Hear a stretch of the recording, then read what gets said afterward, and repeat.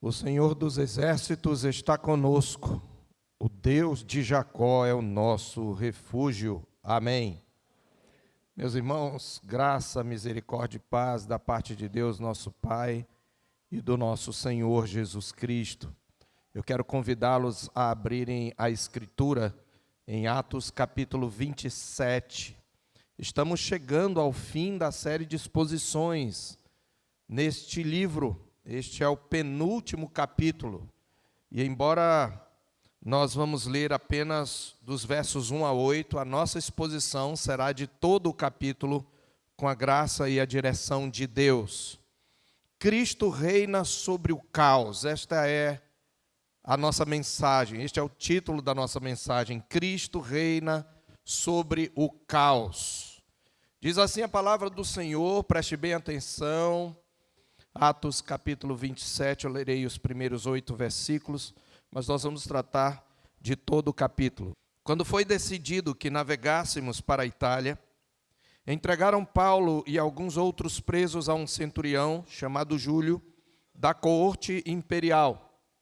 Embarcando num navio adramitino, que estava de partida para costear a Ásia, fizemos-nos ao mar, indo conosco Aristarco, macedônio de Tessalônica.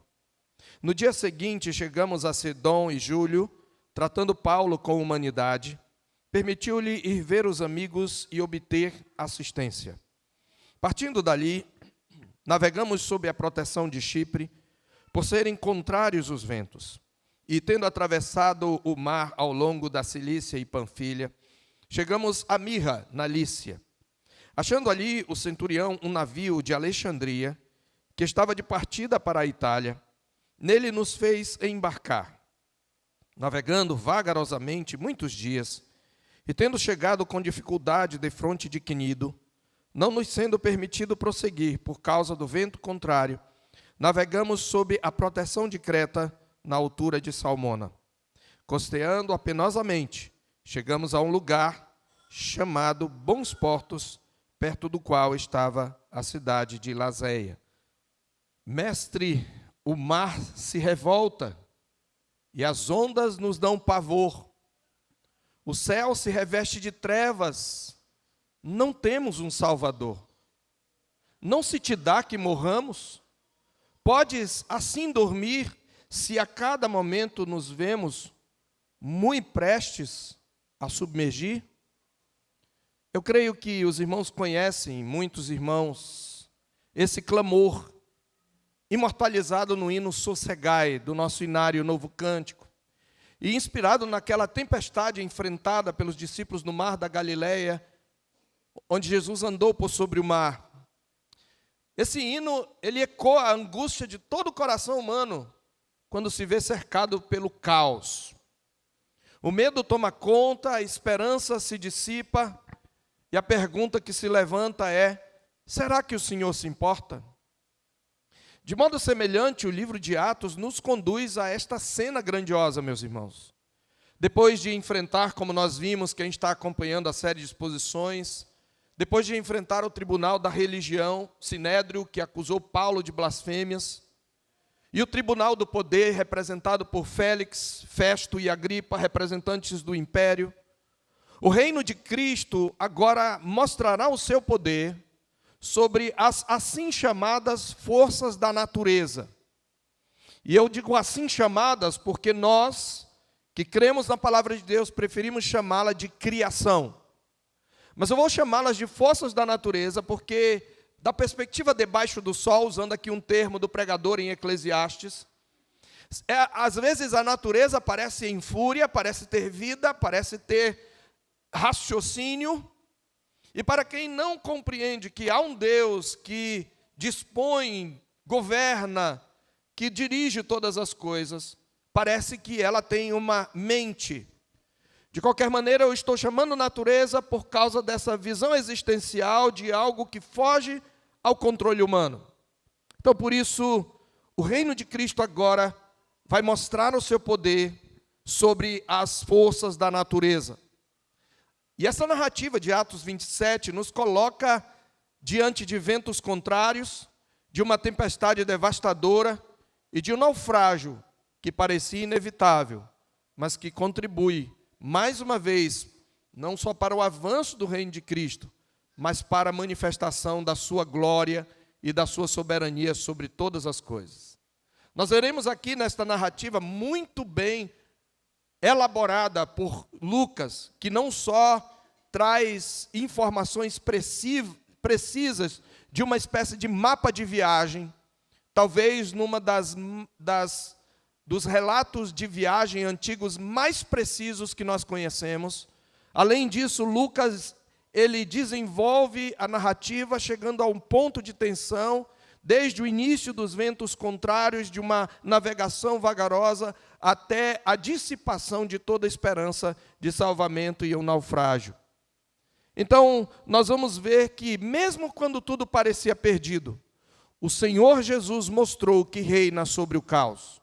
O rei exaltado vai mostrar que não apenas remove reis e estabelece reis, mas também é aquele que muda o tempo e as estações, como Daniel reconheceu em Daniel capítulo 2. Cristo governa soberanamente sobre a história e sobre a criação, conduzindo todas as coisas para o cumprimento do seu propósito, que é levar o evangelho até os confins da terra. Ele prometeu: e recebereis poder ao descer sobre vós o Espírito Santo, e sereis minhas testemunhas, tanto em Jerusalém, como em toda a Judéia e Samaria, e até os confins da terra. E isto não é apenas um mandamento, é uma promessa. Ele garante, ele assegura que cumpriremos a sua promessa. Atos 27, portanto, meus irmãos, é mais do que um preciso e belo relato de viagem. É a revelação de que Cristo reina sobre o mar e sobre a tempestade, e de que nenhum vento, por mais furioso que seja, pode frustrar os planos de Deus.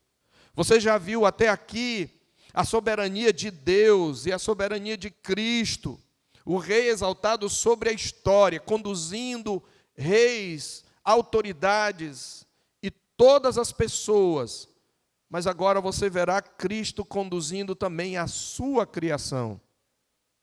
Paulo não anda por sobre as águas. Paulo vai sofrer naufrágio. Aliás, a sua vida mais de uma vez, como ele diz em outra passagem. Mas agora ele há de experimentar o cuidado, o poder irresistível de Cristo, que falo-á testemunha no meio da tempestade. E aqui, desde já, uma lição: onde quer que você esteja, meu irmão, mesmo que você seja, por uma enfermidade, levado para um hospital, ou lançado em algum tipo de tormenta, em algum tipo de caos, você ainda é testemunha de Cristo, e Ele ainda está com você, e usará essa oportunidade para levá-lo, a revelá-lo àqueles que não o conhecem. Então, olhando para o nosso texto e relembrando o contexto da nossa passagem, nós sabemos que depois de 2 anos preso em Cesareia, sob acusações injustas dos judeus, e diante da inércia de Festo em absolvê-lo, Paulo decide apelar para César, como cidadão romano que era. Esse era seu direito legal. E pela providência divina, esse também era o caminho preparado para que o evangelho chegasse a Roma, a grande capital do império. Na verdade, o evangelho já tinha chegado a Roma, mas Paulo vai lá, conforme ele escreve aos romanos, ele vai para lá para fortalecer aqueles irmãos e, ao mesmo tempo, para que seja por ele enviado para continuar uma viagem até a Espanha. Ele fala isso em Romanos capítulo 15. A viagem começa, dentro da cronologia do livro de Lucas, ela vai começar em mais ou menos, essa viagem ela se deu mais ou menos no ano 59 depois de Cristo. E ela começa em plena estação crítica para a navegação. Os romanos sabiam que entre 15 de setembro e 11 de novembro, que é quando acontece essa viagem, os ventos no Mediterrâneo eram instáveis e traiçoeiros.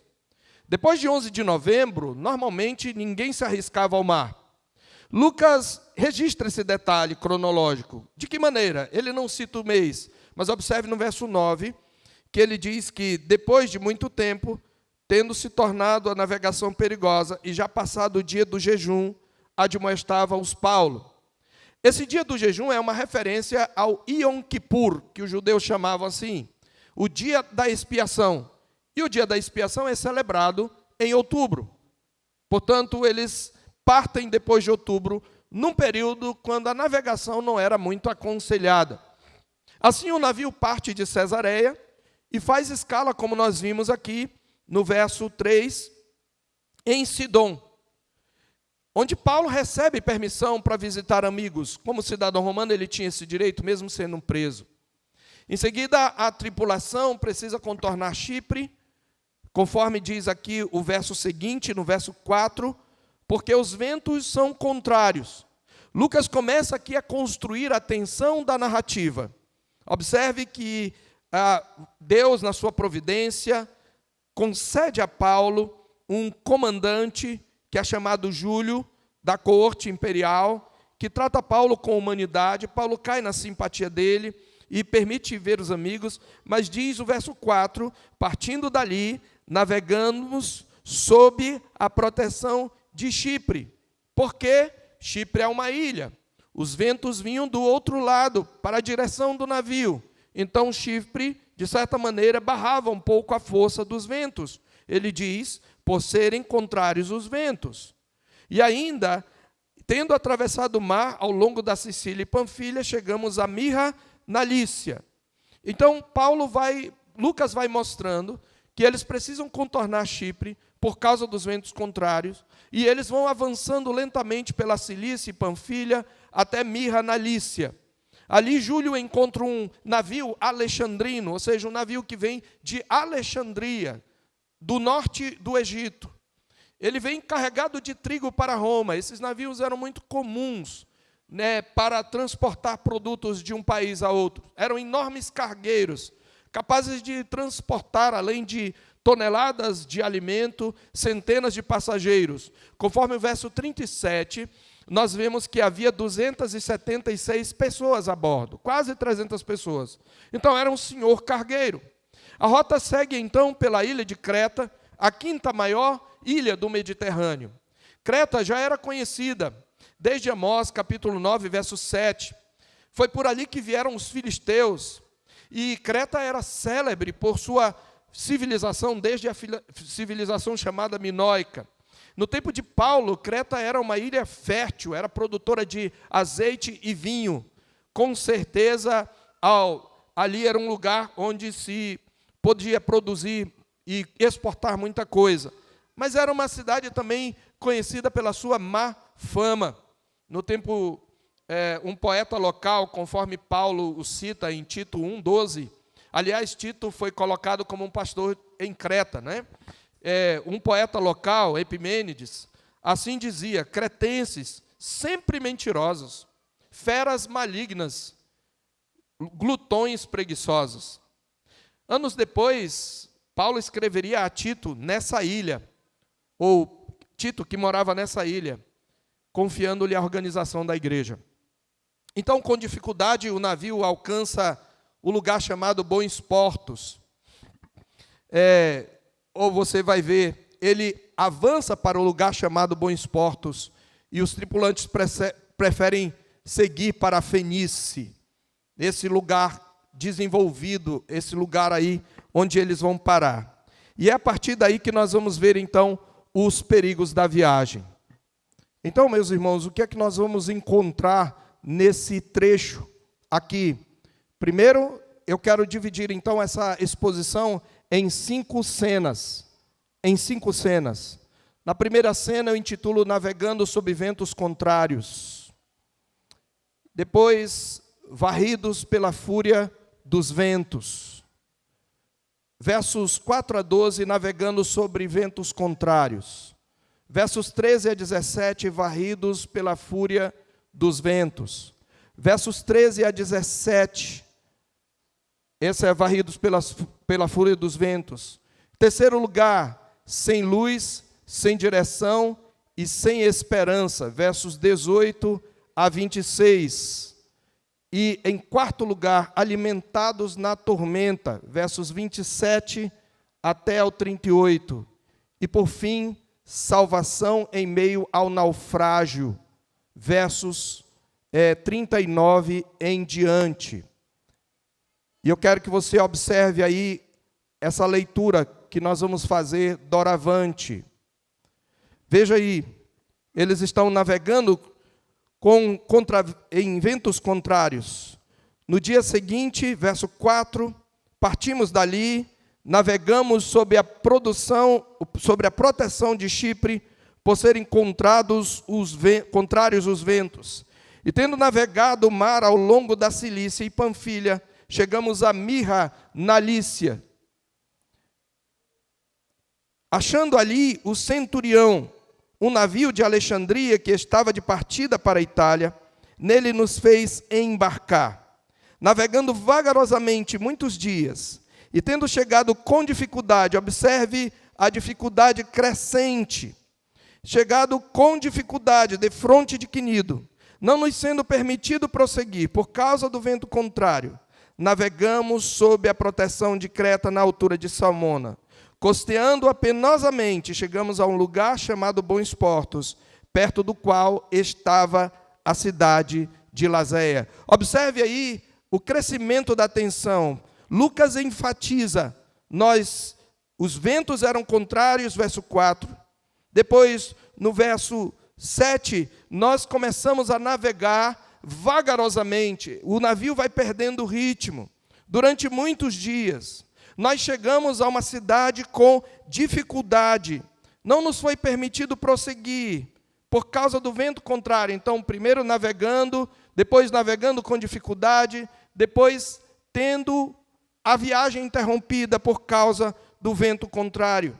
E aí, eles navegam sob a proteção de Creta, na altura de Salmona. Depois eles costeiam penosamente, dificultosamente, até chegar a um lugar chamado Bons Portos. Observe aí, um lugar chamado Bons Portos. Aparentemente um lugar que exatamente está nesse momento, parece um momento de bonança. Então, Lucas está descrevendo desde o início que a viagem é marcada por ventos contrários. E é por isso que a embarcação precisa contornar Chipre e avançar lentamente, chegando à ilha de Creta. E Paulo adverte. Você vai ver que em cada um desses pontos, você vai verificar, meus irmãos, que Paulo adverte. Em cada final desses pontos, Paulo vai falar, Paulo se apresenta. Observe no verso 9.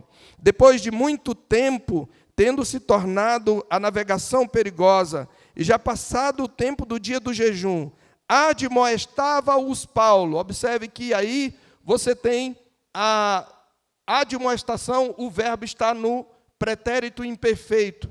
Está dizendo que Paulo fez isto algumas vezes, com várias palavras. Senhores, vejam que a viagem vai ser trabalhosa, com dano e muito prejuízo, não só da carga, como também do navio. Não só da carga e do navio, mas também da nossa vida. Só que diz a palavra de Deus que o centurião dava mais crédito a Paulo, ao comandante, obviamente, porque ele tinha um conhecimento. Diz aqui a palavra de Deus que eles dão mais crédito, no verso 11, ao piloto e ao mestre do navio, do que ao que Paulo dizia. Eles confiam na experiência, mas o servo de Deus era também experiente. Ele tinha dito em 2 Coríntios 11 que em naufrágio ele esteve muitas vezes. Não foi só uma vez, possivelmente ele teve 3 naufrágios, 2 além desse aqui. Então nós precisamos lembrar, ele é um conselheiro. Paulo, como testemunha de Cristo, é um conselheiro. Mas eles preferem, obviamente, aqueles que estão... que tem aparentemente experiência, inclusive teórica, ao piloto. E aí diz que o porto não era próprio para invernar. E é por isso que eles partem e vão para a Fenícia. E eles preferem continuar. E eles passam por um tempo o inverno ali. Observe que há um inverno rigoroso. É um porto de Creta. olhava para o nordeste e para o sudeste, e no verso 13, eles encontram uma aparente bonança. E essa aparente bonança os encoraja a continuar. As aparências enganam, não é? Olha, eles já sabiam que havia uma instabilidade depois de novembro, mas eles continuaram porque eles encontraram um lugar que parecia ter uma calmaria. Nós precisamos ter isto em mente, meus irmãos, que eles então prosseguem. No verso 13 diz que soprando brandamente o vento sul, brandamente, eles recomeçam então a sua viagem. Porém, no verso 14, repentinamente, os ventos contrários se transformam num tufão de vento. Era muito comum, meus queridos, os tufões de vento naquela época. Eles agora vão ser varridos pela fúria dos ventos. Observe que, aparentemente, tudo parecia bem. O vento sul sopra suavemente, os marinheiros se sentem seguros, mas Deus tem o controle. E, repentinamente, Deus manda um tufão chamado Euroaquilão, e eles são varridos pela fúria dos ventos. Os marinheiros, então, começam a se desesperar. A tempestade cai sobre o navio. Eles são arrastados com violência. Eles perdem o controle. Eles conseguem apenas reforçar a embarcação e tentam lançar a âncora para não serem levados. Observe aí como há um crescendo nessa tensão que Lucas descreve aí. Há um crescendo na tensão. Observe aí. Entretanto, não muito depois, desencadeou-se do lado da ilha um tufão de vento chamado Euroaquilão. E sendo o navio arrastado com violência, sem poder resistir ao vento, cessamos a manobra. Eles não conseguem mais ter controle do navio. E fomos nos deixando levar, passando sob a proteção de uma ilhota chamada cauda. A custo conseguimos recolher o bote, porque senão o bote salva-vidas ia se estraçalhar. E levantando usaram de todos os meios para cingir o navio, e temendo que dessem na Sirte, arriaram os aparelhos e foram ao léu. Eles estão aqui exatamente ao léu do vento. A Sirte aqui era uma espécie de bancos de areia que existia ali por volta do norte da África. E se eles encalhassem ali, o navio poderia até mesmo se estraçalhar. Por isso que você está vendo aqui que eles estão fazendo de tudo, arrastados com violência para não naufragar. Meus irmãos, desse ponto nós precisamos tirar uma lição. Deus pode permitir que crises que esgotam nossas reservas, para que aprendamos a esperar nele. A providência de Deus, ela não apenas nos supre, mas ela muitas vezes também humilha a nossa autoconfiança. E ela exalta a graça. E é isso que Deus está fazendo. Deus está tirando o controle desse navio. Eles são varridos por rijos ventos, com violência. E eles agora não têm mais como navegar. Os melhores marinheiros, que certamente estavam nesse navio, não têm mais controle do navio. Eles vão se deixando levar ao léu. Aparentemente, tudo foge do controle. É isto que ele está mostrando. Mas isso vai progredir ainda mais. Eles agora começam a ficar sem luz, sem direção e sem esperança. Então você vai ver aí, primeiro eles sendo varridos, eles sendo levados, navegando em ventos contrários, depois levado pela fúria dos ventos, agora sem luz, sem direção e sem esperança. Versos 18 a 22. Açoitados severamente pela tormenta, no dia seguinte já aliviavam o navio. Veja, a carga, trigo, o que quer que tivesse ali, cevada, tudo tem que ser jogado. Você sabe, quando o navio está pesado demais, é mais fácil ele afundar quando ele se ele se quebrar de alguma maneira, bater em alguma rocha, então eles têm que aliviar o navio. E diz o verso 19, que ao terceiro dia, nós mesmos, lembre, Lucas está aí usando a primeira pessoa do plural, ele está presente. Nós mesmos lançamos a armação do navio. Toda a estrutura do navio que era usada, cabos que eram usados para manter o navio, é jogada ao mar, para tirar o peso. Mas veja o verso 20, sem luz, não aparecendo havia já alguns dias, nem sol, nem estrelas, caindo sobre nós grande tempestade. Agora não é mais um tufão de vento, mas é chuva com vento, tempestade. Observe o que Lucas diz: dissipou-se, afinal, toda a esperança de salvamento. Veja, por que Lucas diz que já havia dias, nem sol, nem estrelas? Porque era pelo sol de dia e pelas estrelas de noite que os navegadores, que os pilotos se guiavam. Então, está tudo escuro, está tudo nublado, só chuva. Você não enxerga um palmo à frente do nariz. O gigante navio, como um Titanic, está sendo varrido como um naviozinho de papel, soprado por alguém. E eles não sabem para onde estão indo. Observe, eles queriam ir para Roma, mas agora não tem direção. Navio, eles não sabem para onde está indo. Possivelmente, eles têm que ir para o mar aberto. Por quê? Para não dar na Sirte, para não dar nos bancos de areia, eles têm que voltar para o mar aberto. Mas agora eles não sabem para onde estão indo. E não tem sol, nem tem estrelas para que eles se guiem. Eles só querem apenas, pelo menos, boiar, não naufragar. O navio é arrastado com violência. Eles içam o chamado escalera, ou bote. Reforçam o casco. Essa ideia de cingir o navio, no verso 17, é reforçar o casco. Eles arriam os aparelhos, tudo para não naufragar. Aqui os melhores recursos humanos são insuficientes diante da fúria da natureza. E eu vou usar aqui natureza com aquele propósito que eu falei. Todas as reservas se esgotam. Dias de tempestade cerrada, carga perdida, prejuízo econômico, sem navegação astronômica, sem referência. Nós perdemos o próprio Lucas, possivelmente o próprio Paulo. Talvez Paulo fosse uma exceção, como nós vamos ver logo em seguida.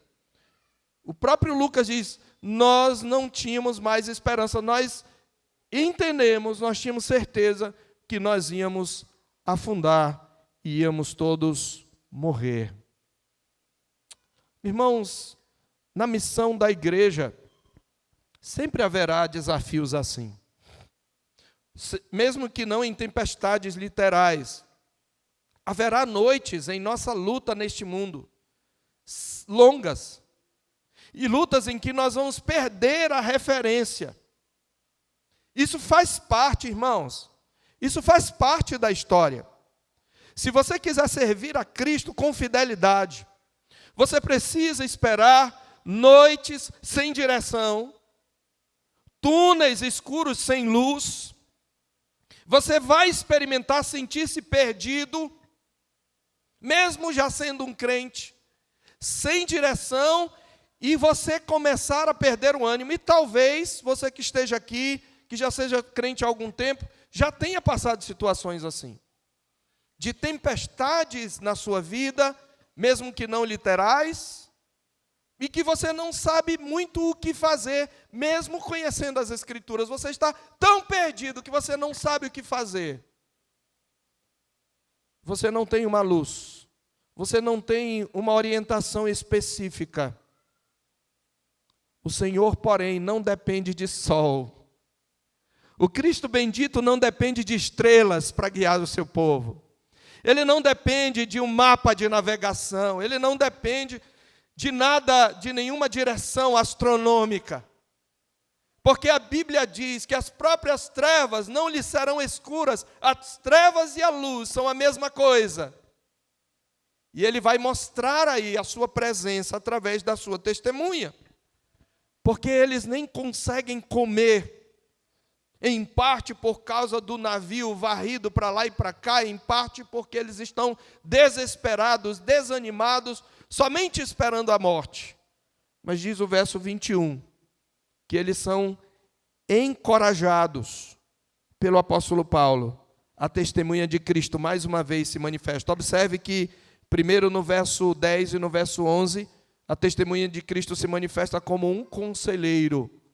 Sim, querido, você às vezes pode dar conselhos úteis, como prelúdios para o testemunho do Evangelho. Existe uma distinção, mas não uma oposição entre um conselho bíblico e um conselho útil. Conselho útil até uma pessoa que não tem Cristo pode dar. Mas conselho bíblico que aponta para o Evangelho, só um cristão pode dar. No entanto, às vezes é importante para ajudar alguém que está em dificuldade, que está sentindo, que não sabe o que fazer diante de um dilema da vida, diante de uma crise. Você pode dar conselhos úteis. Paulo deu conselhos úteis, mas eles não ouviram, lembra? Eles preferiam seguir o experiente comandante do navio. Mas Deus quis que eles não ouvissem, embora eles sejam responsáveis por não ouvirem, para que Paulo ganhasse autoridade sobre eles. E agora, de novo, Paulo traz um conselho, mas não é mais apenas um conselho útil. Ele vai apresentar de maneira, ainda que sutil, o Evangelho. E vai encorajá-los. Olha o que Paulo faz. Veja, sem luz, sem direção e sem esperança. Quem está no navio? Além de, no meio das 276 pessoas, havia criminosos, porque havia presos. Paulo está entre eles, embora não seja um criminoso. Havia comerciantes, havia trabalhadores e havia crentes, missionários lá. Eles estão todos no mesmo barco, eles estão na mesma tempestade. Mas aquele que conhece a Cristo tem uma palavra no meio da tempestade. E olha o que diz a palavra de Deus: havendo todos estado muito tempo sem comer, Paulo, pondo-se no meio deles. Paulo se colocou no meio, provavelmente eles estavam distribuídos ao longo do navio, mas ele se coloca no meio daquela multidão num lugar estratégico. E aí ele chama a atenção num estilo mais, vamos dizer assim, polido do eu falei para vocês. Mas ele não fala desse jeito, como a gente costuma falar. Eu falei, né? Não, ele está no mesmo barco. Mas olha o que ele diz: senhores, na verdade era preciso terem me atendido e não partir de Creta para evitar este dano e perda. Mas já agora vos aconselho bom ânimo. Olha a palavra de ânimo agora. Já agora vos aconselho, olha, era para vocês terem ouvido o meu conselho. Mas agora, nessa situação, Paulo não se limita apenas a dizer, eu disse. E aí, de maneira negativa, agora a gente está aqui, né? Se vocês tivessem me ouvido, agora vamos todos morrer. Não. Não é assim que o cristão atua. Aqui vem a diferença entre o conselho útil e o conselho bíblico. Ele diz, eu aconselho a vocês bom ânimo, e traz uma promessa ousada, que ninguém ousaria fazer, porque nenhuma vida se perderá de entre vós, mas somente o navio. Mas como Paulo pode ter certeza? Aí é que ele dá testemunho da aparição de um anjo do Senhor. Ele diz, porque esta mesma noite, e aqui ficamos sabendo, que enquanto o navio era varrido pelos ventos, enquanto ele partia para o mar aberto, sem direção, sem saber para onde iam, podendo dar em qualquer montanha rochosa no meio do mar, o Senhor Deus enviou um anjo. Ele diz, um anjo de Deus, de quem eu sou e a quem sirvo, esteve comigo, dizendo, Paulo, não temas. E ele vai falar a mesma coisa que falou a Paulo lá na prisão, lembra? Na Fortaleza Antônia. Não temas, você vai dar testemunho a César. Ele diz, não temas, é preciso que compareças perante César. É preciso, essa palavra significa é obrigatório, é inevitável, está determinado desde antes da fundação do mundo. Você vai ser testemunha diante de César, e a tempestade não pode te impedir. Pelo contrário, eu vou usar a tempestade para levar até lá. Você vai ser levado através da tempestade. Ou seja, a maioria daquelas pessoas não tinham luz, não tinha direção, mas ali o Cristo bendito, que é a luz do mundo, fala ao seu servo e lhe dá a direção e diz, não temas, porque é necessário que você vá testemunhar perante César. Mas não é só isso que o anjo lhe fala. E eis que Deus, por sua graça, te deu todos quantos navegam contigo. Paulo, não só você vai chegar lá, mas eu estou te dando 276 ovelhas.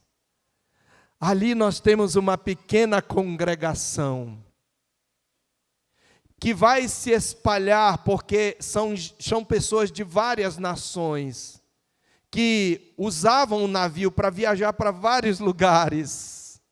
E haverá ali uma colheita missionária. Porque eu não creio que ele está falando, Deus te deu por sua graça, todos os quantos navegam contigo, apenas falando de um salvamento físico. Porque em que sentido a vida deles física apenas sendo salva seria dada a Paulo? Só se pode entender, ao meu ver, este texto neste sentido. Deus te deu para que você os ganhe para Cristo. Não só você vai comparecer perante César, mas você vai plantar muitas igrejas dentro desse navio, no meio da tempestade, porque as pessoas convertidas irão para suas nações e levarão a sua fé. Cristo reina sobre o caos. E Paulo então diz para eles, portanto, senhores, tende bom ânimo, porque eu confio em Deus, que sucederá do modo porque me foi dito. Deus, mesmo em noites longas, mesmo deixando por um tempo o seu povo aparentemente sem direção, sempre se manifesta encorajando o seu povo. E assegurando, queridos, que nenhum dos crentes, nenhum deles, morrerá sem antes completar a sua carreira. É claro que a carreira de alguns é mais curta que a carreira de outros. Mas eles vão completar a sua carreira. E eles podem, mesmo depois de mortos, ainda falar. Eu não posso deixar aqui nessa altura de, mais uma vez, mencionar o nosso irmão Charlie Kirk, que morreu recentemente, assassinado brutalmente, friamente, cuja morte foi celebrada. Um homem pacífico, que dialogava nas universidades, procurando debater, e morreu. Mas depois da sua morte, Deus está usando a sua morte para trazer jovens perdidos de volta ao Senhor. E são dezenas, talvez centenas de testemunhos de gente diante da morte dele voltando para o Senhor. E é possível que a sua morte produza mais frutos para o Evangelho do que a sua própria vida. Deus é assim, queridos. Ele nos transforma em testemunhas até na hora da morte. E é por isso que eles são então encorajados. E aí o último ponto que nós queremos trazer é salvação em meio ao naufrágio. É o último grande parágrafo aqui, que está intitulado O Naufrágio. E aqui a narrativa chega ao seu clímax. Porque mesmo depois do encorajamento de Paulo, eles continuam sendo varridos pela tempestade, vogando nas águas sem direção, no escuro, sem estrelas para guiá-los. E diz que quando chegou a 14ª noite, vejam, são 15 dias o navio vogando no mar, sendo nós batidos de um lado para outro no mar Adriático. Por volta da meia-noite, pressentiram os marinheiros que se aproximavam de alguma terra. Os marinheiros eram experientes. Eles intuíram, de alguma maneira, que eles estavam próximos da terra. E eles vão lançando o prumo, que é para medir qual é a profundidade. E eles acham 20 braças, depois um pouco mais adiante 15 braças, ou seja, estava se tornando raso. Mas eles estavam receosos, porque eles não sabiam onde eles iam dar, se na areia ou em lugares rochosos. E aí, então, eles lançam da popa 4 âncoras e já oravam para que rompesse o dia, porque de dia é um pouco menos difícil. E procurando os marinheiros fugir do navio, veja, agora os marinheiros, que são os pilotos, a tripulação já não está mais interessada em salvar o navio. Se nós vamos chegar perto de terra, vamos nos lançar ao mar. Vamos arriar o bote. Vamos dizer que nós estamos apenas largando âncoras na proa. Mas, no fundo, eles queriam fugir no bote. E Paulo fala algo que é intrigante, que nos mostra esse mistério da relação entre a soberania de Deus e a responsabilidade humana. Nós lemos na nossa confissão de fé que Deus determinou tudo o que vai acontecer, mas de modo que Ele não é autor do pecado, nem violentada é a vontade humana, e nem é tirada a liberdade das causas secundárias, ou contingência das causas secundárias antes estabelecidas. O que são causas secundárias? Deus escolheu todos aqueles a quem Ele há de salvar. Mas, para que eu seja salvo, eu preciso confessar o nome de Jesus como Senhor e me arrepender dos seus pecados. Isso é causa secundária. Então, mesmo que Paulo tenha dito, olha, nenhuma vida se perderá, olha o que ele diz agora no verso 31. Disse Paulo ao centurião e aos soldados, de novo a testemunha de Cristo agora, dando um conselho útil. Se estes não permanecerem a bordo, vós não podereis salvar-vos. Ué, mas Deus disse que deu todos lá, mas Paulo está entendendo que Paulo sabia que Deus predestinou os fins e os meios. Deus predestinou meios para que tudo o que Ele planejou acontecesse. Se Ele providenciou esses meios, eles são necessários. É aí que se encaixa aquela pergunta de Paulo que diz, como ouvirão se não há quem pregue? Então ele diz isto, e ele traz esse conselho útil, e os soldados cortaram os cabos do bote e o deixaram afastar-se. E aí, meus irmãos, nós encontramos o que seria o clímax. Nós falamos de salvação em meio ao naufrágio. No momento certo, a palavra vem. Ele já tinha dito, o Deus de quem eu sou, mostrando sua identidade, seu pertencimento, a sua vocação e a quem eu sirvo, o propósito que atravessa tempestades. Ele já tinha trazido uma promessa, é preciso que eu compareça perante César, e Deus te deu todos os que estão contigo. Mas agora, eles estão ali, e eles veem uma enseada, eles ainda não viram essa enseada, na verdade. No verso 33, acontece uma cena, irmãos, que é a cena mais bela desta narrativa. Enquanto amanhecia, Paulo rogava, observe o tempo verbal, pretérito imperfeito. Paulo já estava pedindo, Paulo estava encorajando cada um. Veja o que ele diz. Ele estava ali dizendo, rogava a todos que se alimentassem. Ainda havia alimento no navio. Gente, hoje é o 14º dia em que esperando estáis sem comer. Nada tendo provado, eles não tinham fome. E ele diz, esse já é o 14º dia, por favor, comam, vocês precisam se fortalecer.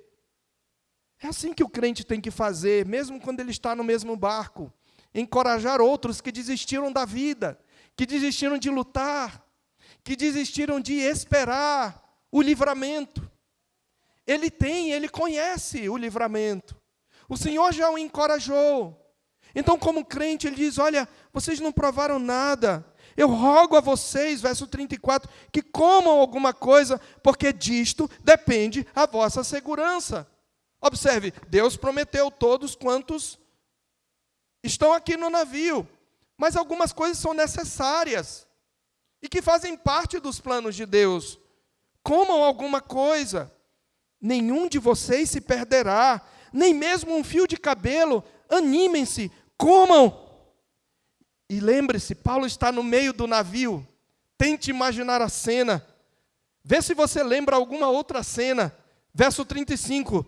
Tendo dito isto, aleluia, tomando um pão, deu graças a Deus na presença de todos, e depois de o partir, começou a comer. Isso te lembra alguma coisa? Se não, olhe para esta mesa. Lucas está usando a mesma fraseologia da ceia do Senhor. A cena tem um sabor sacramental. Simbolicamente, embora ele esteja fazendo isso literalmente, simbolicamente, Paulo está servindo a eles o Cristo bendito.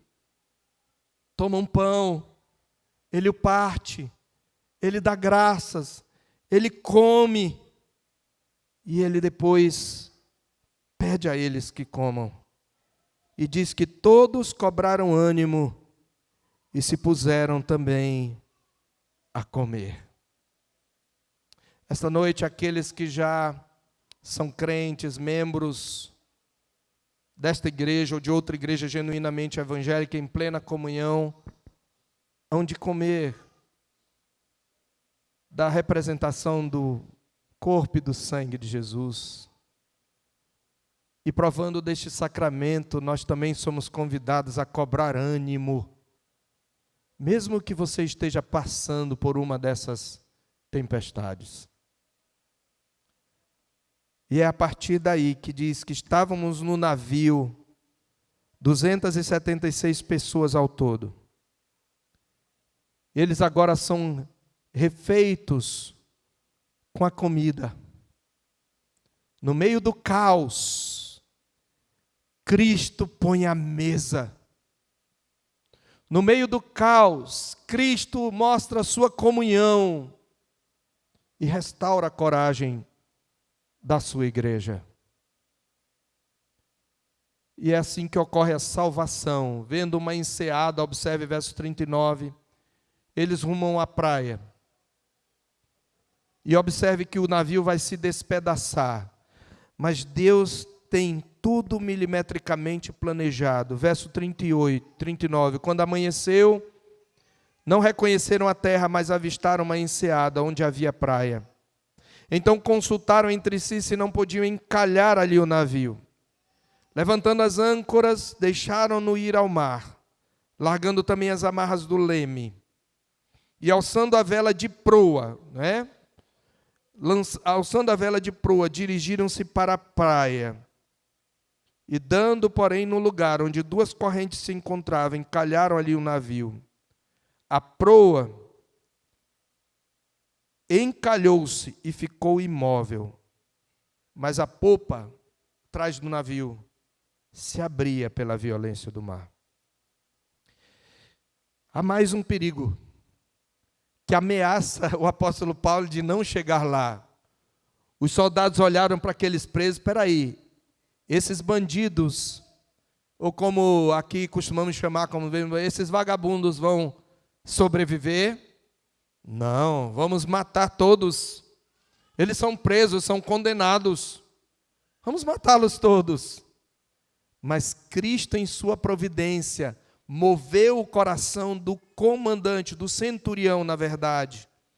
Veja, o parecer dos soldados era que matassem os presos, para que nenhum deles nadando fugisse. Mas o centurião, querendo salvar a Paulo, ele já havia simpatizado, impediu-os de o fazer. E ordenou que os que soubessem nadar fossem os primeiros a lançar-se ao mar e alcançar a terra. Quanto aos demais, que se salvassem, uns em tábuas, outros em destroços do navio. Veja a forma como eles chegaram. Não foi mais em botes, o bote indo embora. Olha, tem uma tábua ali boiando.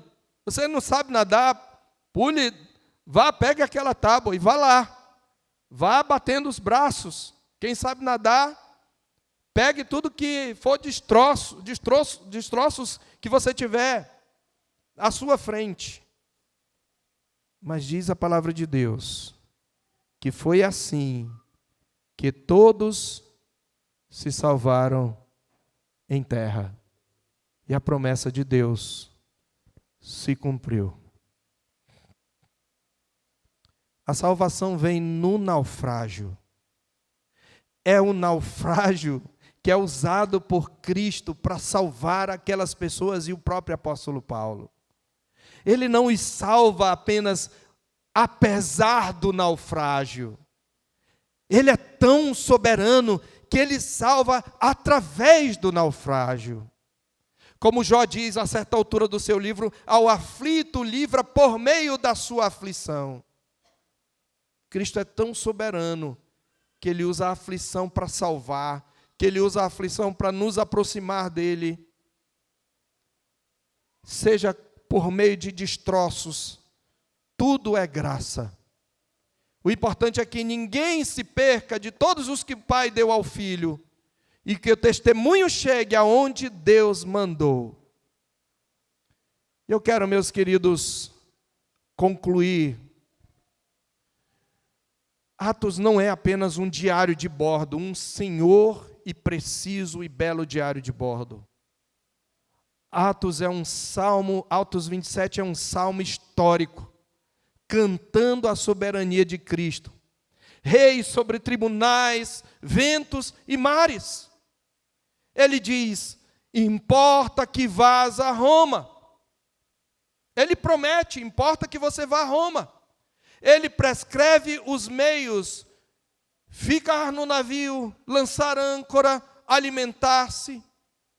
Ele mesmo sustenta pela comunhão, levando o seu servo a tomar o pão, dar graças, partir e comer, e ele cumpre o que ele prometeu. Todos são salvos. Aqui, mais uma vez, a providência é serva da graça. O comando de Cristo sobre o caos salva vidas, abre portas ao Evangelho e conforma seu povo à obediência da fé. Agora dali sairão muitos missionários. O Evangelho multiplicou a sementeira. A carga do trigo afundou no navio. Os sacos de cevada foram para o fundo do mar, servir alimento aos peixes. Mas a semente do Evangelho frutificou, sobreviveu ao naufrágio e espalhou-se pelos confins da terra. Aleluia! E isto nos leva, queridos, a algumas lições, e eu quero encerrar com elas. Primeira delas, quando os ventos forem contrários, não interprete como ausência de Deus. Quando os ventos forem contrários, não interprete isto como ausência de Deus. Pelo contrário, procure os abrigos da providência. A comunhão, a oração, a prudência nos momentos em que todos estão em desespero, o conselho piedoso aos que não têm direção, são meios da providência. Em segundo lugar, ouça as advertências através da tempestade. Deus fala por sua palavra e por servos que amam a igreja.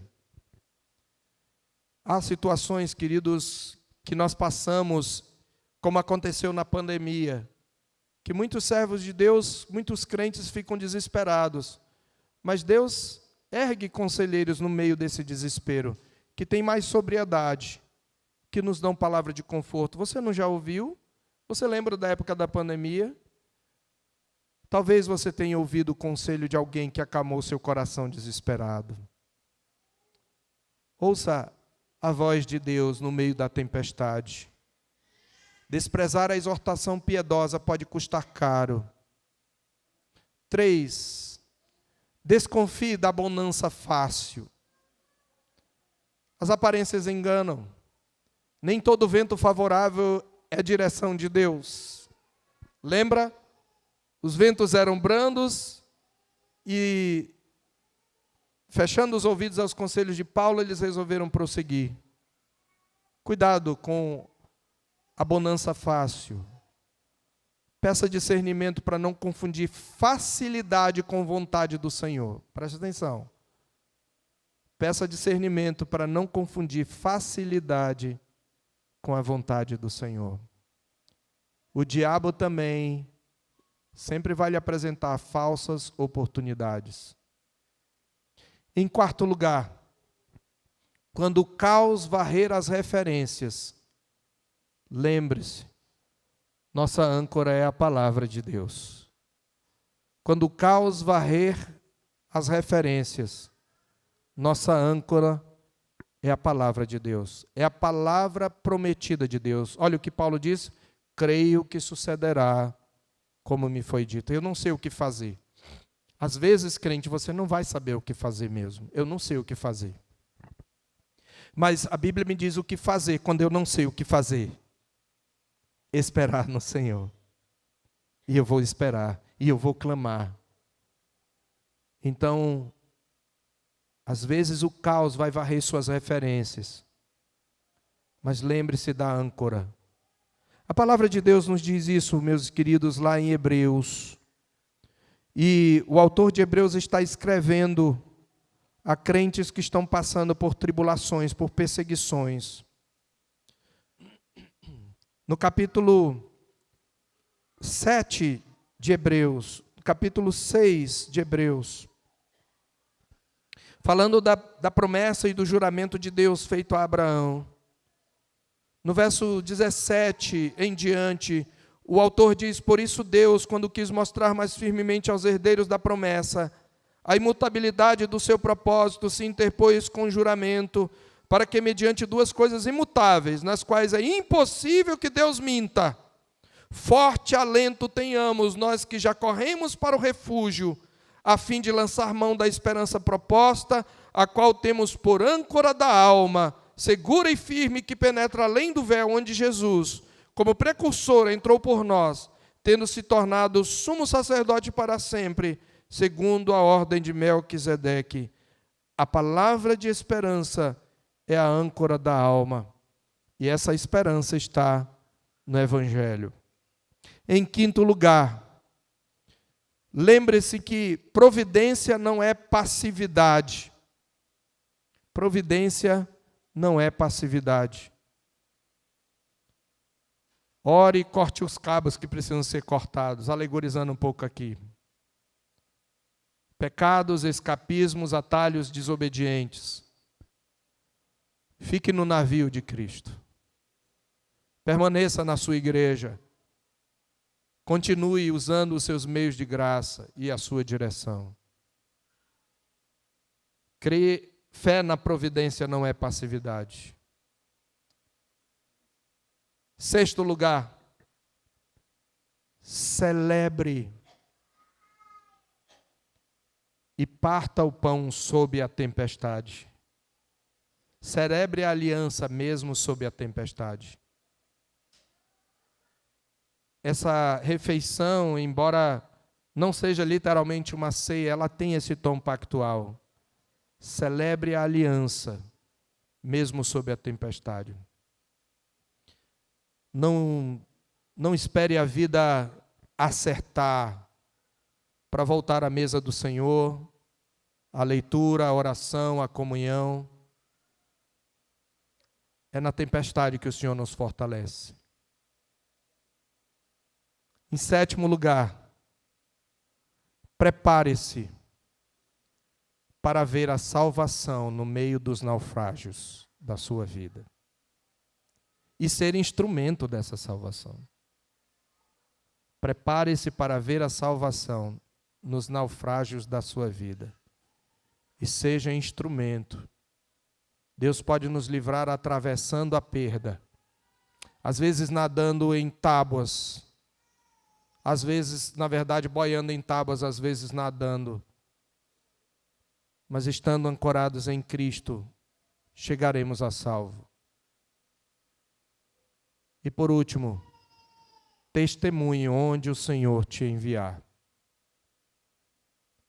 Cristo levou Paulo, além do tribunal da religião e do poder, até o coração do império, para que o evangelho fosse ouvido.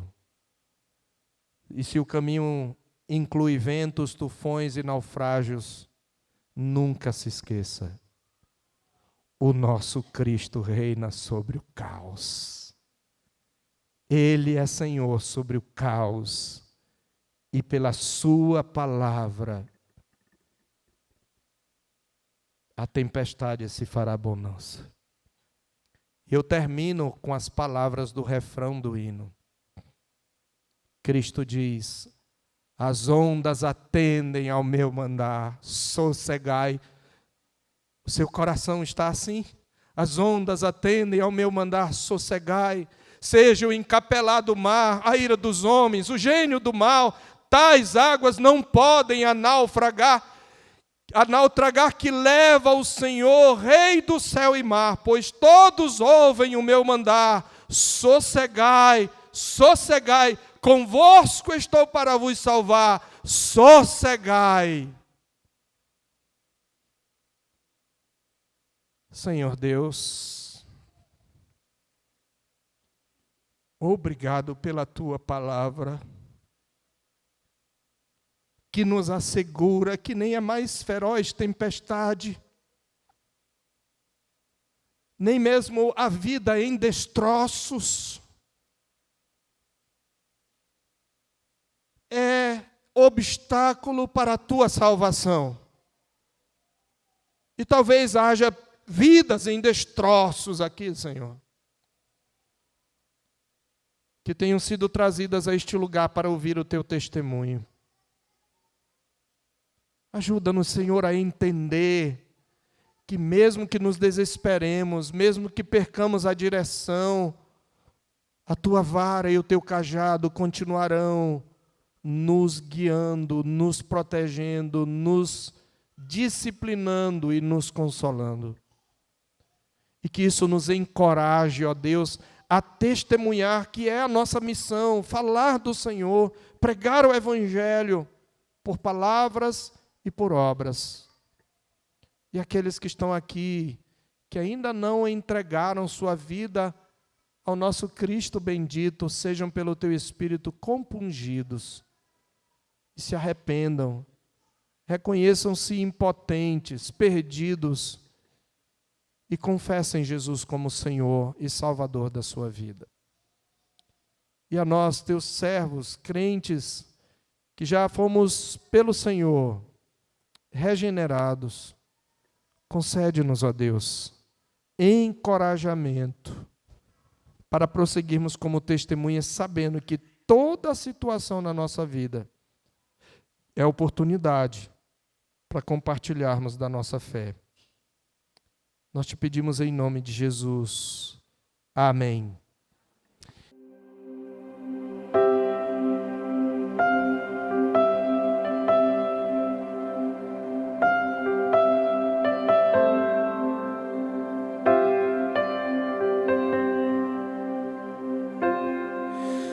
Tu és bem-vindo aqui.